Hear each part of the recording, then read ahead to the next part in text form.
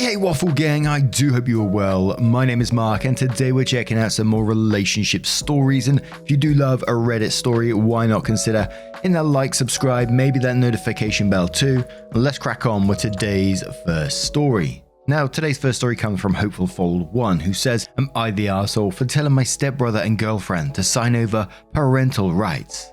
So, my 30 female stepbrother S, 30 male, and his girlfriend J, 28 female, got caught up in some illegal drug stuff and are addicts. They are looking at 8 to 10 years with a plea. They have a 5-year-old daughter N. With their court date coming up, S and J asked dad and stepmom to continue caring for N during their sentence. S and J were supposed to find a permanent place, but J's family said no. The issue is dad is legally blind and stepmom has cancer. Neither one of them is capable of caring for a small child long term. My stepmom is extremely exhausted from chemo and can barely get out of bed most days, so N is pretty much stuck in the house all day. My dad tries, but he cannot drive, so the furthest they go are walks around the house. Now, I own my house, so I have room for N. My dad and stepmom called and asked me if I'd be willing to take in N. My boyfriend is on board. Well, as we discussed it, he made some good points. 8 to 10 years is a long time, and we would be investing a lot of resources and time into N, making sure she has the best opportunities. He then asked what would happen when they are released. Would she have to go back to her parents? What about her mental well-being and needs? Would we have to fight in court? How would we handle letting her go? I then called a family lawyer and they suggested having S and J sign away parental rights. I sat down with S and J and explained that I would take N, but only under the condition that they sign over their rights with visitation scheduled immediately upon their release. J started screaming at me, accusing me of trying to steal her daughter and taking her place. I advised that my intention is only to ensure the betterment of N long term. S then said that they were her parents and knew what was best for her. I said if they did, then they would have gotten clean and not done what they did to get jail time. They told me that they would rather her in foster care than sign over her rights. I said okay and left. Now Jay's family is on social media making posts that I'm trying to steal their sister's child and etc. They were calling my phone a lot to tell me off, so I told them if they cared so much, then they can take her. My dad, stepmom, boyfriend and family agrees with me. I told some of my friends about this and they are all saying that I am wrong for using S and J's addictions to strip them of their child. Now I am wondering if I am wrong or taking it too far. I feel bad because if I don't take her, she will end up in the foster care system. I know she isn't my daughter, but I will be raising her during the most crucial developmental time and really don't want her potential wasted like her parents. Am I the arsehole for wanting them to sign over rights? And we do have some updates to this post as well. But before those, Narahim says, "Not the arsehole. I'd let CPS know you are willing to take her if they lose their rights to their child. They've been arrested, charged with a crime and looking at prison time. Trust me, CPS is involved. CPS may move to involuntarily strip their parental rights anyway. If that happens, they have no say what happens to their child once the state takes custody." Manic Avocado says, "Not the arsehole. Of course, I have to admit, asking for them to fully give up parental rights is a bit extreme, but from the context it sounds like it's what's best for the kid, and that's what matters here. And you were right. If they knew what was best for her, they wouldn't have helped themselves and gotten help or even gone to rehab." Edit, I should clarify when I say extreme, I mean as opposed to other options such as taking them in part-time. Not extreme in the context of this specific situation. Sorry for any confusion. LaCroix says, "No one's an arsehole here. I'm the child of an addict who will likely never get better. As angering as it is, it's not as easy as loving a child enough to stop being an addict. Anyway, there is something between them surrendering their parental rights and nothing. It's called legal guardianship. It's either temporary or permanent. You'd likely need permanent since they will be in jail for a long time. The parents will have to prove their fitness to get you removed as a legal guardian.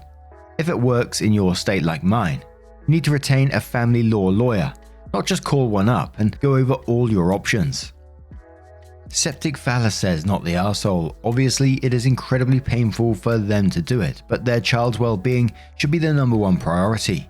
be blunt, some junkies who will be spending 10 years in prison are not going to be good parents, even if they really try their best. I hope you manage to get her. And one more from Dangeryfield who says, not the arsehole, they're going to prison for a long time. You can't be in a position to let anyone contest your guardianship over N, and by the sounds of it, someone would likely crawl out of the woodwork eventually. N needs a home she is safe in. This way makes it easiest for you and safest for you and N. You're under no obligation to help, and the fact that J would rather have her daughter go into foster care shows she doesn't understand the system. If anything happens in prison, N could be swallowed by the system and all but disappear. Regardless, when they get out, N will be 15 and may want nothing to do with them. At least in your care, should be raised with family. Then OP's first edit/mini update says, thank you everyone for your responses. I'm reading them all and really taking your advice seriously. I appreciate that you're the arsehole and no one has arsehole verdicts as well. You gave me insight into how they could be feeling and I was not thinking about them honestly. I also appreciate everyone who DM'd me and provided their experiences. It really gives me insight into what we will be getting ourselves into. Many of you inquired about reaching out to CPS. I received the caseworker's information last night and spoke with her briefly today. She was aware that my parents are not capable and have a home set up for her. I advised her that I'm willing to take N but was concerned about when they would be released. The caseworker reassured that because N will be a teenager, her voice will be heavily considered. She also pointed out that they would need to prove themselves fit and that can take months and sometimes years. We'll be speaking with a lawyer next week on further legal steps. Our goal is to take her. Last night my boyfriend suggested that we take her under guardianship and cross that bridge when we get there. Right now, providing a stable environment is the most important thing. With that, this weekend we'll be working on converting our office/game room into a bedroom. We have 1 month left to prepare. Wish us luck, and again, thank you everyone. So, next post comes a couple of months later, which says, I just want to say thank you to everyone who's provided me with advice in your stories. To those who grew up in the foster care system and had a hard time, I wish you love and peace. My stepmom's condition has gotten worse. Now she is pretty much bedridden. My dad was getting overwhelmed. We decided to take Nia earlier than expected. We sat down with a social worker and have both signed to become her legal guardians for now. How is Nia? Her first days here were hard on her. She really missed her Mimo and Papo. She cried a lot and was really closed off. I spoke to my dad and he suggested getting her a kitten since he always told her he would get one. He even offered to cover the expenses. My boyfriend and I talked about it and we took her to the animal shelter. And well, she fell in love with a cat named Nobi. I hope that's pronounced right. Since getting Nobi, Nia has really relaxed. They do everything together. Nobi never leaves Nia's side. My dog is chill and unbothered by the new people in the house. She just lays on the couch and watches the madness play out. Nia FaceTimes my parents daily. She talks crap about my cooking to them, saying, it's good but Papo, yours is better. Well, damn little girl, hurt much. I take her to visit them on weekends. With my stepmom sick, we do a lot of sanitizing and 6 feet distancing. Only Nia gets close to her. My boyfriend took to the parental role a lot easier than I did.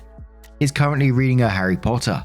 We agreed to stop at The Prisoner of Azkaban since the books start to take a darker turn and we don't want to traumatize her. We told her at 11 she'll be sorted into her house and we will go to Hogwarts. As for me, once I got a routine down, it has been easy. I also think it is because my boyfriend is so amazing and really does half of the work, so I'm not overwhelmed. Sam and Jen were sentenced, and it will be for the max time. We have to wait until they can get tele visits, so we are preparing for that. Nia doesn't ask about her parents at all. She sees a child therapist and they believe it is because my parents mainly raised her that she views them as mummy and daddy. I sat down with my dad and he told me a lot of what happened over the 5 years. I just thought they watched her a lot, but the truth is, she has been in their care since she was 2 years and that Sam and Jen had just gotten unsupervised visits when everything happened. This explained why the social worker was adamant I had nothing to worry about. So for now, we are making sure she gets as much time with her Mimo as possible. Again, thank you for all your help and perspectives. OP then asks another question in Am I the Arsehole subreddit a couple of months later saying, am I the arsehole for refusing to pay directly to my niece's grandmother for Disney? And says, I, female, am the guardian of my niece Nia, 5 female, N's maternal grandmother, May, reached out to me wanting to take Nia on a family vacation to Disney World Resorts for 4 days and 3 nights with the rest of the family. In total, it would be Nia, May her partner, aunt and uncle, their partners and 3 kids. So 10 people in total. She said it would be the first week of September and that the price would be $1,200, not including food and shopping. I was taken aback by the price, especially since this was so last minute, but figure since it's Disney, that made sense. I asked for the itinerary so I could get an understanding of what I would need to pack for her to go. May was hesitant but gave it. What surprised me was she marked off the prices for things and what it would cost each person. Now anyone who knows me knows that I pay places directly and don't just give money. So I called May and asked for her information for the trip to pay the agency directly. She said no, I could just give her the money. I told her that I was not comfortable with that. She then said that she wasn't comfortable giving me the account information. I said, well, you can give me the agent's information so I can give your name and pay her. I then asked her to call the agent and I could pay with her on the line. She again said no and I could just pay her. I told her I would think about it and call her back. I reached to a friend who works for the same travel agency and gave her all the information to replicate the trip price. She quoted a trip like that would cost $500 for a child. Asked my friend if I could call the agent, give the name of the trip holder and pay. She said yes I could, but that's it. I called May back 2 days later and again asked her for the agent's name to pay the trip. She told me no and to send her the money. I put my foot down and said no. She then accused me of looking for a reason to keep Nia from her family. I said absolutely not, and you're the one who sprung a last-minute trip on me for such a large amount, which I'm sure you planned months in advance and only invited Nia as a second thought. She got upset and said that Nia isn't invited anymore. I responded, such a great grandmother, and hung up. Well, May was all over social media accusing me of ruining their trip because I wouldn't send them money for Nia and keeping her from her grandchild. She then said that she had to push it back because they would need to come up with more money and disappointed the other kids are. So I commented, you reached out to me 2 weeks before the trip to invite Nia and wanted me to give you $1,200 up front, not including food and shopping, and I have only met you once. I don't know anyone that would be comfortable with that. Am I the arsehole? I feel I could be because they can't go and their kids are upset, but I feel like I was going to be paying for someone else's share for the trip. Also, some friends are saying that it can come off as rude and accusatory. I didn't tell Nia about the trip. Edit. Thank you for the responses. Due to the character limits, I would like to add some additional information. Nia is aware of her mother's family.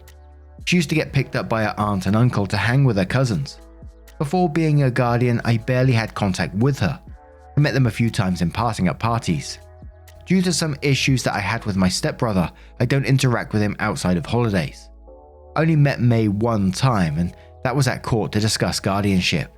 If aunt and uncle wasn't going, I wouldn't be allowing Nia to go either. We are only 45 minutes away from them. I considered it because my boyfriend's sister had passed away and we were already going to be in Florida for 2 weeks to help situate caregiving assistance for his parents. His sister was their caregiver. I thought it would be great for her instead of hanging out with sad people all day. A couple of months later, OP comes in with how do I tell my niece's parents that we plan to move.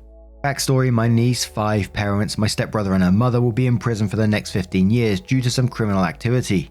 They lost custody to my dad and stepmom when my niece was 1 year. Due to my stepmom's illness and my dad being legally blind, they wouldn't be able to provide long-term care. This is where my boyfriend and I stepped in and took over guardianship. My niece visits her parents twice a month, more now than she did when they were out and about. The current changes. My job has decided to go completely work from home. They're dubbing it back to the new normal. They have found that productivity and work quality has increased and a decrease in call-outs and attrition rates. In other words, people like working from home. They plan to not renew the lease of all offices and are offering to subsidize those who may need a WeWork space by 75%, which is still in hundreds of thousands less than renting larger office spaces. So many employees are deciding to move to places outside of the city and to different states for bigger space for their families. Then my boyfriend. His job has offered him a promotion, but it is to move to Florida. Now his parents own a second house that they rent out near where he would be. It is a 4BD, 3BD with a large office. It can make office space for me and a gaming area for boyfriend in that room. About 20 minutes from his new office.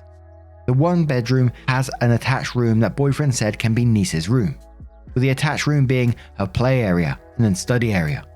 They're offering it to transfer the deed to him to make his transition there easier. My dad and stepmom have decided to rent their large 3-story home out and settle in their smaller vacation home in Florida, about 1 hour from my boyfriend's home. This was to allow my stepmom some independence, as the big house is too much to get around.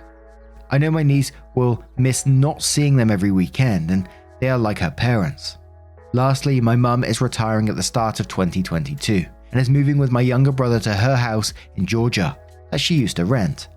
My house is fully renovated and can be rented out, since it's 2 separate apartments. Here is the issue. I want to move to Florida. I want nicer weather. The school's district is better than the current one I live in, and well, the overall living would be better. My boyfriend wants to take the job for the opportunity and increased pay. The house is paid off, and I could use the excess income to pay my house down quicker. We agreed to put my name on this house immediately once married, and his childhood home would remain his. We can save faster for retirement and niece's college fund. All in all, we would be set up for a promising future. It's so exciting until I remember my niece's parents. They look forward to her visits, and although she doesn't seem interested, I can tell that they need them way more. I'm not sure how to go about this. My parents already had a talk with her about them moving, and she wants to go with them. I'm just really stuck. This promotion may never come again for my boyfriend, and he doesn't want to make a quick decision given the guardianship. He's willing to turn it down if that's what's best for my niece. I spoke to the caseworker and therapist, and well, their attitude is this sounds best for niece, as she isn't losing her grandparents, who are the most important people to her. It's kind of a F her parents, as they are only interested because they have nothing better to do. So what do I do? How do I tell her parents? I really need help. She enjoyed Florida. I asked her and she wants to go for her grandparents. And whilst there wasn't many comments on that particular post, the people that were on that post were saying, live your best life. People can do video calls from prisons these days. I'm not sure on that myself. I've never experienced it, so you have to let me know on that one. And someone else just saying, her parents are not able to provide any kind of parental role in their position. You have to do what's best for the niece. And then OP's final post comes in with, she has called us mummy and daddy. First, I want to say Happy New Year. Hope this year is better because we all surely do need it. I'm the legal guardian of my stepniece. She is 5 years old. She came to live with me and my boyfriend after both her parents were arrested and sent to prison. My dad and stepmom were original caregivers, but my stepmom is sick and my dad is legally blind. Before their arrest, my stepbrother and his girlfriend were supposed to be working on getting custody of her back, but ended up doing some illegal stuff that jeopardizes my niece's safety. So she had been in our care since March because my parents couldn't care for her long term. It wasn't easy. She would cry for my parents and was withdrawn. Once she got her cat Nobi, she opened up completely and has settled in nicely. We were at my parents for New Year's. We were tucking her in bed and reading her a bedtime story. We told her good night and she said, "Good night, mummy and daddy," with the biggest smile on her face. Honestly, I've never heard words so sweet. In all my years, I couldn't see myself as a parent, responsible for another human being. Now, if she spends the night with my parents, I am concerned. When she is out, the quiet in the house doesn't feel right. I know she isn't ours biologically, but she feels like ours. She called us by our names with auntie or uncle. So she is aware that we aren't her parents, yet we work so hard to make our home and her life a forever safe place for her. My dad and stepmom heard, and of course they think it's okay, but that's because they raised her and want the family she wasn't going to get. My boyfriend is on cloud 9 and has been whispering dad and smiling. I, on the other hand, ugly cried out of happiness. My questions are, is this okay for her to do? Is it okay that we liked her calling us mummy and daddy? Should we have corrected her, or should we correct her? I've been meaning to do an update once things settle down a bit more, so here is a brief overview. We have sole legal guardianship and are working on adoption. She is madly in love with her new room. She got to decorate it. She spends a lot of time with my parents. The greatest update for me is that she is relaxed and can be a kid. She talks so much now and is silly, goofy, funny, brave and smart. She has even started making friends and having sleepovers. Overall, she is doing so great. We got engaged and my stepmom is still fighting, but she is having more bad than good days now. My stepbrother and his girlfriend barely write her these days. They just seem to withdraw from her. We have scheduled virtual visits and also taken her down to visit, but they don't seem to engage with her. She also has said she doesn't like the visits. I've tried speaking with them to be more engaged, but they have shut me out too. It seemed that the more happier she got, the less interested in her they are. We are having her work out her feelings with a therapist. Now obviously I'm no expert in this at all. I kind of feel like it's okay. I mean, you're the one who's caring for her, and this is just the way that the niece feels at this particular moment in time. She feels comfortable around you, that both you are her caregivers, and she feels that you are their mummy and daddy. You're currently doing all the jobs a mum and dad does, so you're basically earning those titles. And I think it's just wonderful that you're taking care of this niece and giving her the childhood that she needs. And I'm not trying to sound patronizing, but well done to you, honestly. And I'm sorry to hear about your stepmom as well, and about having more bad days than good now. Lots of people react differently to chemo and the way that they deal with it. And my dad really struggled with chemo, and it's bloody horrible to see a loved one go through that. So my heart goes out to you, honestly. Anyway, what do you guys make of this one? Let me know your thoughts down in the comments below as always. And just a huge thank you for spending your time with me today, showing your love not towards me, but towards the story, towards OP, and towards the comments as well. Thank you so much, and hopefully I will see you in the next one. Take care. Much love. Wake up, get up, stretch my legs, eat some breakfast, milk and eggs, brush my teeth up, wash my face, throw my clothes on, start my day. Wake up, I can smell the smoke from the bacon. Let's go, see the sun shining from the windows. Okay, I know that today